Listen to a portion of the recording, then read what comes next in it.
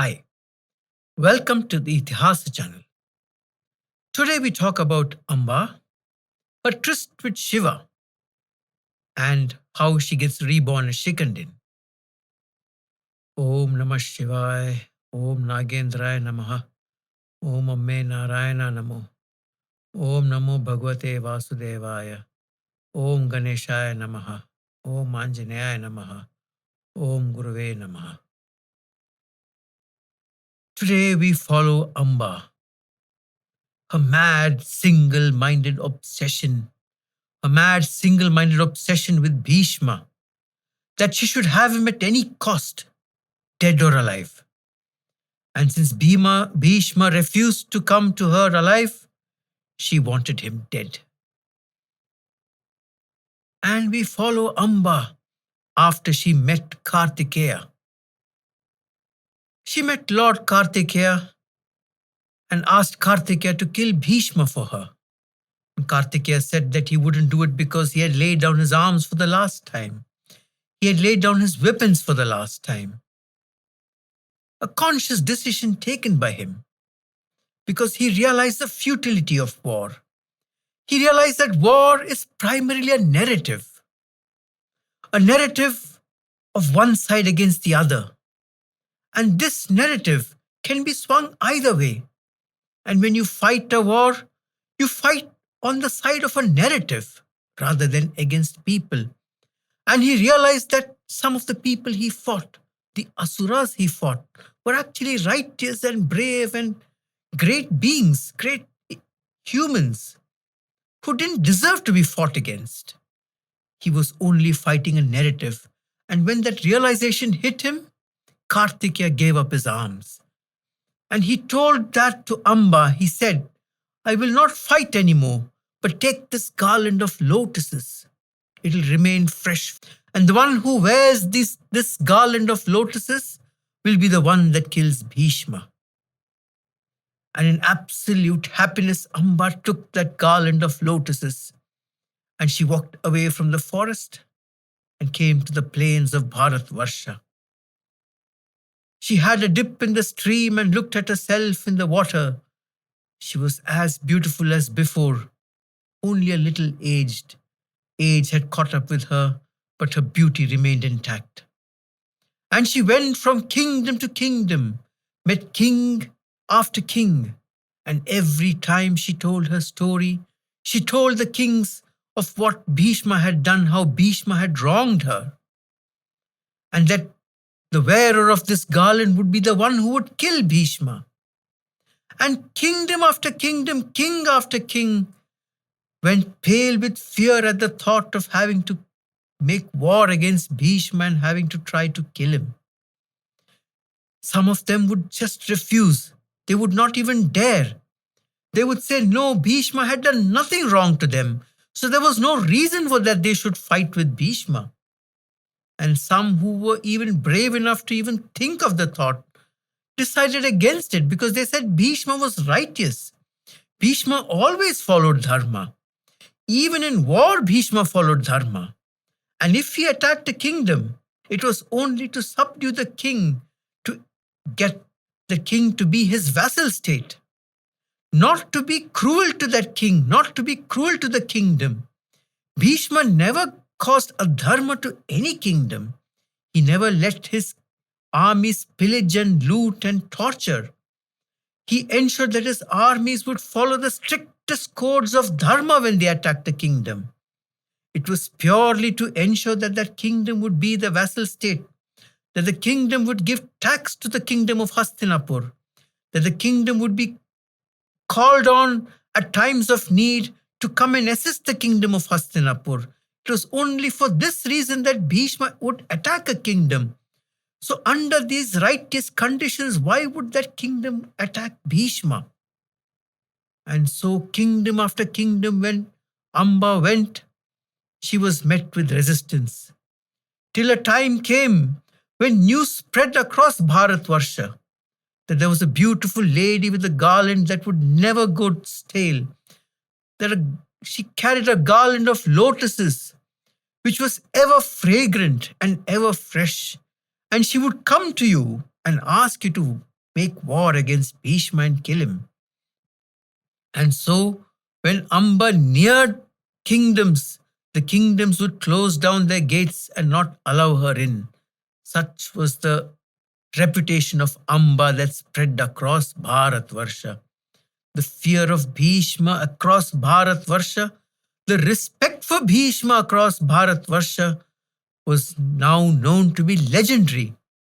Nobody would dare to lift a finger against Bhishma. And Amba finally came to the Panchala kingdom. The Panchalas had an old enmity with the Hastinapur kingdom.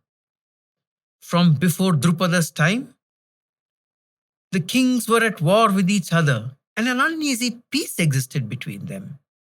The Panchalas and the kingdom of Hastinapur had a treaty where they would give a wide berth to each other, and one would not affect the politics of the other.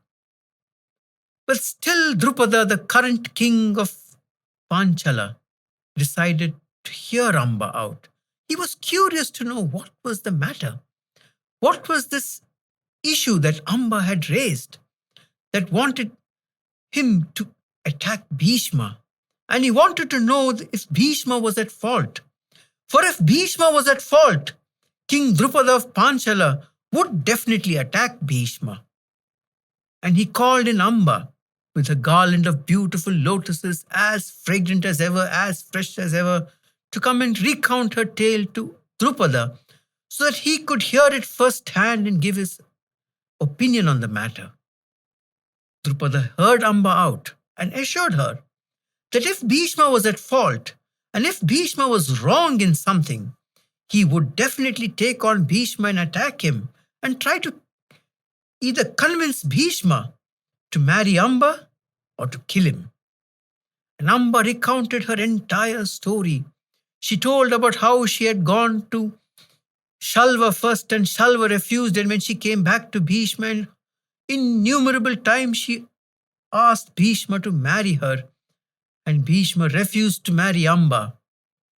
And in frustration, she had gone to Bhishma's guru, Parshurama the Bhargava. And Parshurama had made war with Bhishma, had fought a battle with Bhishma. And that battle didn't yield a result. It ended in a stalemate. And finally, Amba told Drupada how she went to Kartikeya and got this garland of flowers. And the king of Panchala, the great Drupada, the mighty Drupada with long arms, huge arms, and a broad chest, pondered over this conundrum that Amba came with. He thought about all aspects of this. He discussed with some of his courtiers on whether Bhishma did the right thing, whether Bhishma was right in taking the oath in the first place, and having taken the oath, was he right and justified in bringing the three Kashi princesses to Hastinapur? And once he did he send her back to Shalva in honor? And once she came back, did he treat her with honor? And after considering all these aspects of the story that Amba told him, he finally gave his ruling, which at the back of Amba's heart was true, that Bhishma was a righteous man. He didn't deserve to be punished for this. But when Amba heard this, she let out a shriek of anger. She couldn't bear the thought that king after king, rishi after rishi, warrior after warrior across Bharatvarsha would refuse to fight Bhishma. And in her anger, she threw that garland of lotuses towards Drupada, hoping that the garland would come on Drupada's neck. But by some strange phenomenon, an unseen wind blew the garland right across Drupada's courtroom over to a marble pillar of the courtroom. And there hung the garland of Amba. Seeing that the garland could not even reach Drupada, Amba stormed out of the palace. Drupada was in awe. He saw the garland hanging on the crystal white marble pillar and instructed all his courtiers that a puja will be done for the garland at every sandhya. He told all his courtiers that a lamp should be lit in front of the garland and the lamp should never go off, and that the garland should be worshipped at all times as is due to the great god Lord Kartikeya himself. There would be a perimeter created around that marble pillar on which the garland lay, and nobody was supposed to cross that perimeter, for nobody in the Panchala kingdom should take that garland and wear it, for wearing the garland would mean enmity with Bheeshma, and that Bheeshma would have to be challenged to a war, and that Panchala king did not want it, for he did not see it as being a just war against Bheeshma. And the garland lay there for many years until someone came back one day to wear it. We shall follow Amba again. Amba walked out of the Panchala kingdom and started walking north. She knew there was only one person who could finally vanquish Bhishma and kill him. And she walked to that person. She walked across Bharatvarsha going north towards the foothills of the Himalayas. There at the foothills of the Himalayas, she started climbing the great mountain, that anchor of Bharatvarsha, the spiritual anchor of Bharatvarsha. And the Mahabharata describes her journey up the mountain. It describes all the people she passed, all the people she came across. It describes in great detail the great rishis who sat on the snowy peaks, the siddhas who sat on icy rivers and icy fjords, with the ice forming around them, and yet in intense tapasya. The Mahabharata describes Amba passing through the various hermitages of the various great rishis of Bharatvarsha, Vishwamitra, Narada himself, Uluka, Dilipa, and all the other great rishis whose ashramas she passed. The Mahabharata describes each one of these ashramas in detail.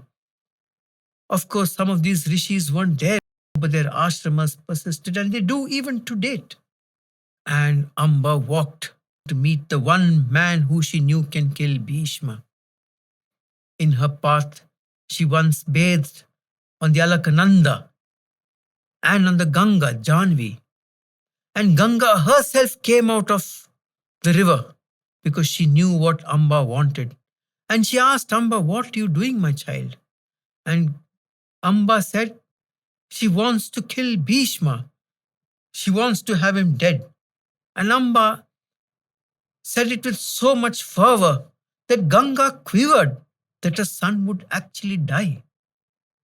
And Ganga told Amba, "Why do you do this? Why do you treat your body so badly? And if you do this, you will probably be born again as a river, not a perennial river, but a river that remains dry for 8 months in a year. You will be born again as a river which has crocodiles on it.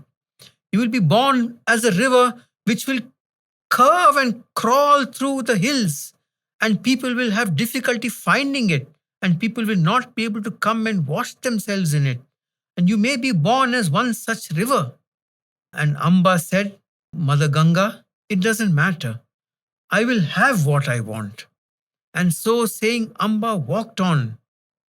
And it was said that an amsha of Amba turned into a river of Vatsabhumi, a river that remained dry for 8 months in a year, a river filled with crocodiles, and humans would not come to wash themselves in the river.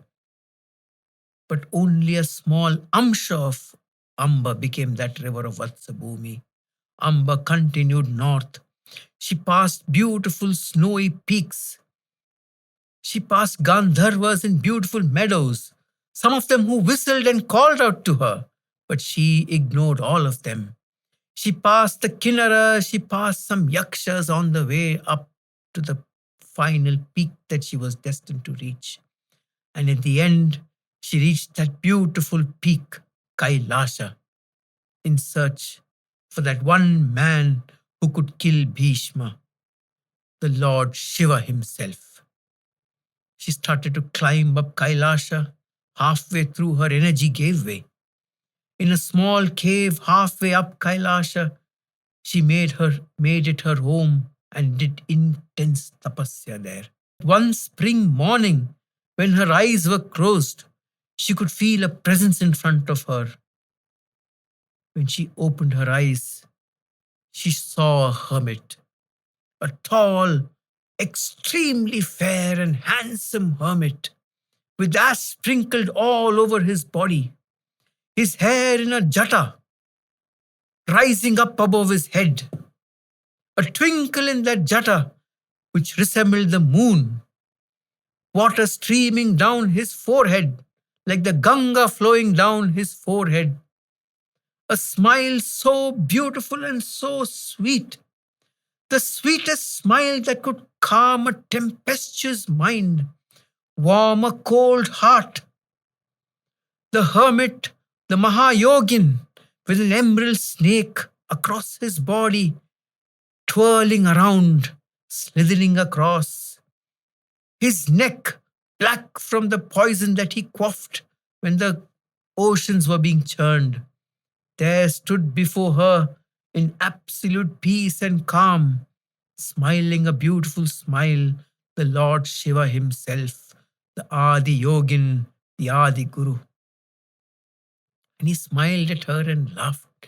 He said, "My child, stop your tapasya. Will you melt the entire snow of Kailasha itself?" She smiled back at him and said, "I will, dear Lord, but you know what I want." He said, "I've come to give you what your heart desires. I've come to give you what your mind desires, and I know it desires just one thing." That one thing remained unsaid between them. And she asked, "Who will kill him?" And he smiled and said, "Why, you, my dear Amba, you yourself should. I know nothing will give you more pleasure than that. Nothing will please you more than that." And she said, "But how can I? I am but a woman. I am not a Kshatriya warrior. How can I kill him?" And he said, "You will be a Kshatriya warrior. In your next birth, you will be a great Kshatriya warrior who will be the end of him." Her heart was trembling with anticipation and excitement. And she smiled and said, "But in my next birth, I won't remember this birth. And if I don't remember this birth, what is the use of that birth? Where will I get my satisfaction? Where will I get my pleasure from that death?" And the great Shiva, the Mahakal, who can see through time, who has been there from the ages and has seen through time immemorial, he smiled back and said, "You will be one of the few people to be born again with a complete memory of your previous birth. A memory like the break of death never happened. You will remember every instance of this birth in your next. And you will have every satisfaction at the death of that person." And Amba, in absolute ecstasy, asked him, "And where will I be born?" And the great Shiva smiled and said, "Where a garland of lotuses waits for you, Amba, there you will be born." And in the blink of an eye, he vanished. And the picture of that great Shiva standing in front of her remained in her heart. And she couldn't wait to get to her next birth. She couldn't wait to be born again.